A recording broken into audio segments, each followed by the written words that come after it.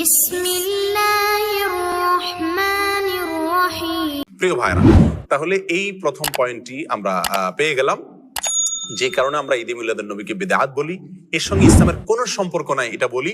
তার প্রথম কারণ হলো রবিউল আউয়ালের 12 তারিখে নবী সাল্লাল্লাহু আলাইহি ওয়াসাল্লামের জন্ম হয়েছে, এই জিনিসটা কি না চূড়ান্ত না, তবে মৃত্যু হয়েছে এই জিনিসটা চূড়ান্ত। নবী সাল্লাল্লাহু আলাইহি ওয়াসাল্লামের মৃত্যু দিবসে কোনো মুমিন কি হতে পারে না? খুশি হতে পারে না, আনন্দ বা উৎসব করতে পারে না। এটা হলো প্রথম কথা। নাম্বার 2, নবী সাল্লাল্লাহু আলাইহি ওয়াসাল্লাম তিনি নিজে তার জন্মদিবস পালন করেছেন নাকি করেন নাই? কোন সাহাবী তার জন্মদিবস, নবী সাল্লাল্লাহু আলাইহি ওয়াসাল্লামের জন্মদিবস পালন করেছেন নাকি করেন নাই?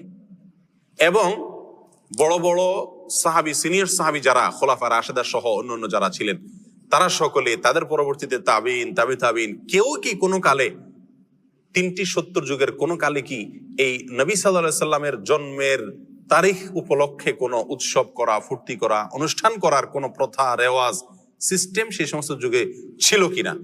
এর কথার এক কথায় উত্তরে আমরা বলবো, কোন বইতে, ইতিহাসের কোন বইতে, হাদিসের কোন বইতে, কোরআনে তো নাই, কোন জায়গায় একটি জাল বর্ণনাও নাই।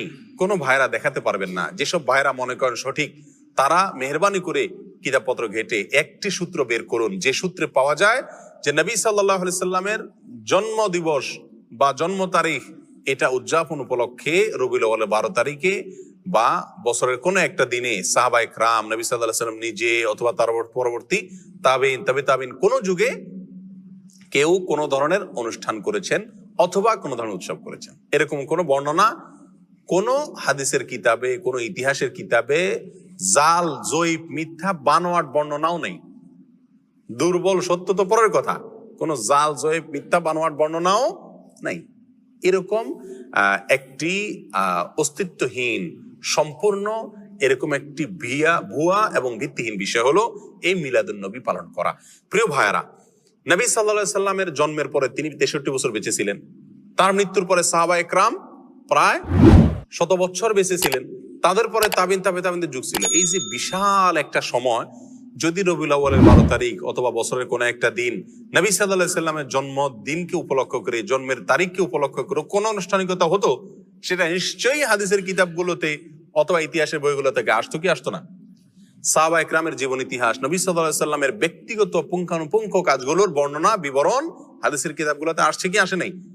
স্ত্রীর সঙ্গে কি করলেন, ঘরের ভিতরে কি করেছেন, ঘুমে কি করছেন, টয়লেটে কি করতেন, এরকম ব্যক্তিগত বিষয়গুলো পর্যন্ত হাদিসের কিতাবগুলোতে এসেছে।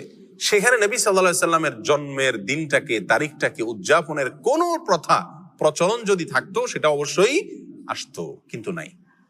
আমি তো চ্যালেঞ্জ করেছি, কোন জাল, ভিত্তিহীন, ভুয়া, বানোয়াট বর্ণনাও পাওয়া যায় না হাদিসের কিতাবগুলোতেও না, ইতিহাসের কিতাবগুলোতেও না। সম্মানিত ভাই বন্ধুগণ, এই পয়েন্টটা থেকেও আমরা বুঝলাম যে এই মিলাদুন নবী উদযাপনের যে প্রথা এবং রসম চালু আছে, এটা সোনালী 3 যুগের কোন যুগে ছিল না। নবী সাল্লাল্লাহু আলাইহি সাল্লাম নিজেও করেন নাই, করতে বলেন নাই, কোন সাহাবীও করেন নাই। কথাটা কি পরিষ্কার? নবী সাল্লাল্লাহু আলাইহি সাল্লামের প্রেম, তার ভালোবাসা সবচেয়ে বেশি ছিল কাদের মধ্যে? সাহাবায়ে কেরাম রাদিয়াল্লাহু তাআলা আনহুম আজমাইন, তাদের মধ্যে ছিল নবী সাল্লাল্লাহু আলাইহি সাল্লামের প্রতি সবচেয়ে বেশি ভালোবাসা। তারা নিজেরা যদি নবী সাল্লাল্লাহু আলাইহি সাল্লামের তথাকথিত প্রেম জাহির করার উদ্দেশ্যে যদি রবিউল আউয়াল 12 তারিখে বা বছরের কোনো একটা দিনে জন্মদিবস পালন না করে থাকেন, তাহলে আমরা যদি নবী প্রেমের দাবিদার হয়ে সেটা পালন করি, তাহলে এই দাবিটা মিথ্যা দাবি, অথবা এই কর্মটা মিথ্যা এবং ভুল একটি কর্ম। আল্লাহ আমাদেরকে বোঝার তৌফিক দান করুন।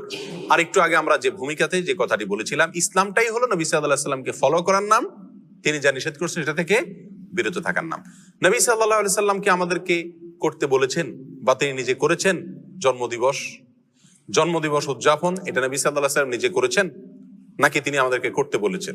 এই মর্মে কোনো বর্ণনা আছে? উত্তর হলো এক কথা, নাই। কোন ভাইয়েরা যারা করেন তারাও জানেন যে নাই। তাহলে আমরা যে কোনো কাজ করব ভালো হিসাবে, সেখানে নবী সাল্লাল্লাহু আলাইহি সাল্লাম কি থাকতে হবে? নির্দেশ থাকতে হবে। অথচ এখানে নাই, তাহলে এটা কি নয়? ভালো কাজ হিসাবে ইসলামের দৃষ্টিতে গণ্য নয়।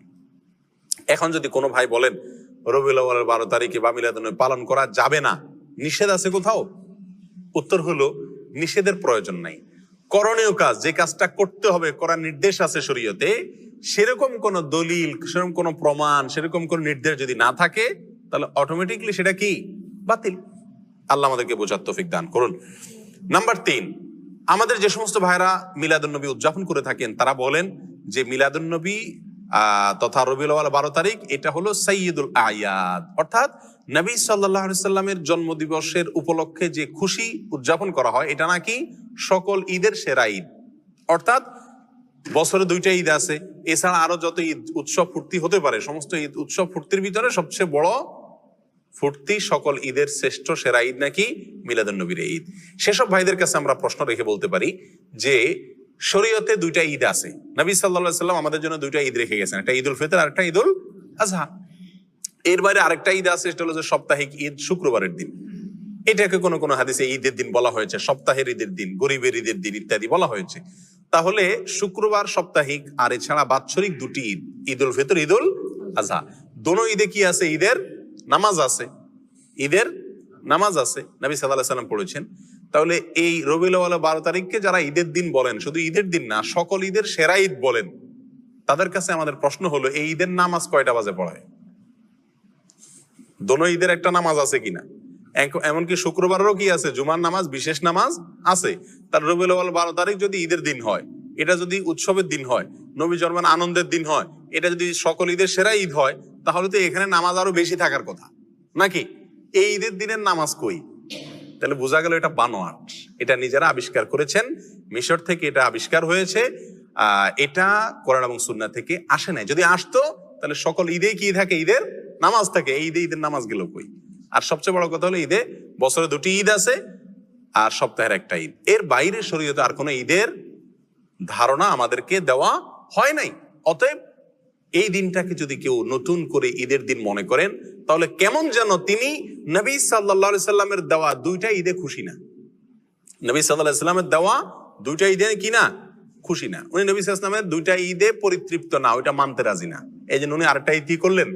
যুক্ত করে নিলেন। প্রিয় ভাইরা, এটা যদি সকল ঈদের সেরা ঈদ হতো, তাহলে মদিনায় আসার পরে সাহাবায়ে কেরাম যখন নবী সাল্লাল্লাহু আলাইহি সাল্লামকে বললেন, ইয়া রাসূলুল্লাহ, ইহুদিরা তারা তাদের উৎসবের দিন আছে, আমাদের জন্য আপনি উৎসবের দিন ঠিক করে দেন। তারা নবী সাল্লাল্লাহু আলাইহি সাল্লাম সেদিন বলতে পারতেন, ঠিক আছে, তো আমার জন্মদিন তো উৎসবের দিন, এটা তোমরা করো, ফুর্তি করো। কিন্তু তা তো নবী সাল্লাল্লাহু আলাইহি সাল্লাম বলেন নাই। প্রিয় ভাইরা, কোনো জাল হাদিসও নাই। তাহলে বোঝা গেল যে এই তথাকথিত নবী জন্মের আনন্দ উদযাপন করা, এই আনন্দ উদযাপন করা, এটা শরীয়তের ভিতরে আরেকটা ঈদ যুক্ত করা হয়। আর এটা কি বলা হয়? বিদআত। এটা কি বলা হয়? কি? বিদআত। নবী সাল্লাল্লাহু আলাইহি সাল্লাম আমাদেরকে বলেছেন, মান আহদাসা ফি আমরিনা হাযা মা লাইসা মিনহু ফাহুয়া রাদ। যে ব্যক্তি আমাদের দ্বীনের ভিতরে নতুন কোনো কিছু সৃষ্টি করবে, আবিষ্কার করবে, নতুন কোনো কিছু যোগ করবে, সেটা প্রত্যাখ্যানযোগ্য, বাতিল, সেটা গ্রহণযোগ্য নয়।